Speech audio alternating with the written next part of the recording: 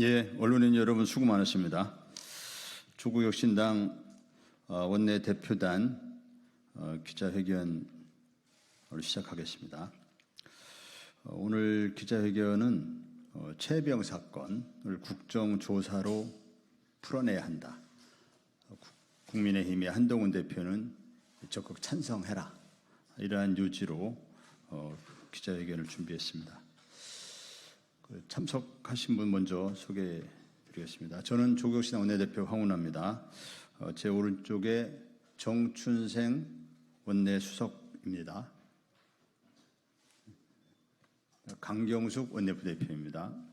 신장식 원내대변인입니다. 그러면 시작하겠습니다. 최혜병 사건 국정조사로 풀어내자. 한동훈 대표는 동의하라. 조국혁신당은 최혜병 순직 사건 수사 외압 진상규명을 위한 국정조사 개최를 촉구한다. 최혜병 순직 사건 진상규명을 위한 특검법이 대통령의 우현적 거부권 행사와 국민의힘의 재의결 부결 투표로 인해 2번이나 폐기됐다. 윤석열 대통령이 대통령 권한의 사적 남용이 분명한 거부권을 연거푸 행사한 사이 02-800-7070 번호의 사용처 등 기존 중요 의혹을 해소할 새로운 증거들이 나왔고 이종호 씨를 매개로 삼부토건과 대통령실의 유착이라는 새로운 의혹이 불거졌다. 같은 기간 경찰이 최혜병 순직 사건의 핵심 인물인 임성근 사단장을 무혐의 처분하고 해병대 수사단에 대한 외압을 수사하는 공수처의 담당 검사가 과거 이종호 씨의 변호인으로 밝혀지는 일도 있었다. 대통령이 특검 방탄에 더해 경찰과 공수처 또한 진상규명을 막는 방탄기관이라는 혐의를 지우기 어렵게 됐다. 특검이 계속 거부되고 수사기관들이 사건을 은폐하는 사이 핵심 의혹을 풀 실마리가 나타나고 새로운 중대 의혹이 나타났다.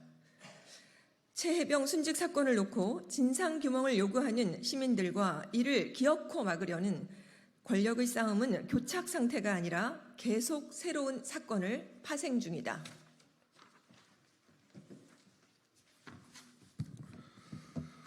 공익제보자들과 각 사건의 변호인들, 언론과 국회 법사위가 진상규명을 이 정도까지라도 끌고 온 이상 이제 국회 전체가 이를 이어받아야 할 때이다. 특검법을 윤석열 대통령 앞으로 계속 발송하는 것과 동시에 국회가 진상규명을 위한 실질적인 역할을 짊어져야 한다. 국회 차원의 국정조사를 시작해야 될 시점이라는 말이다. 국정조사는 최혜병 순직 사건의 진실을 원하는 국민적 요구이다. 지난해 8월 16일 최혜병 사망 사건 국정조사를 위한 국회 국민동의 청원이 올라왔고 불과 열흘 만에 5만 명의 청원 동의 요건이 갖춰져 국방위원회에 회부되기도 했다. 21대 국회 임기 만료로 청원 동의는 폐기됐지만 22대 국회는 국민적 요구를 받아 국정조사 특별위원회 요구서를 발의해 놓은 상태이다.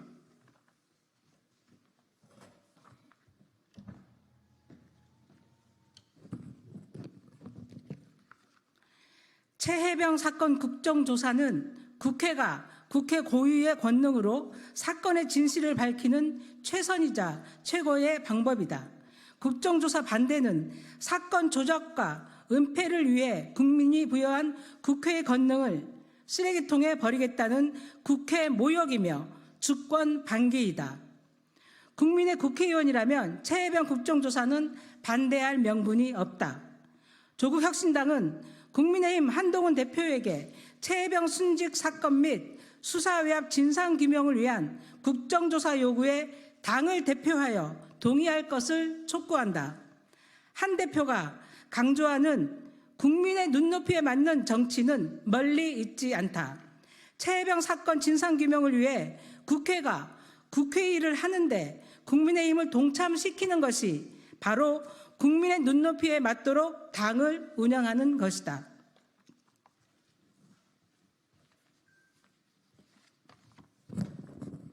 한동훈 대표는 이미 최혜병 특검법에 대해 소위 제3자 특검 추천이라는 그런 대안을 내놓았다. 한동훈 대표가 용산의 여의도 출장 소장이 아니라면, 국민의 목소리를 귀담아 듣는 정당 대표라면 이 요구안 통과에 앞장서야 함이 마땅하다.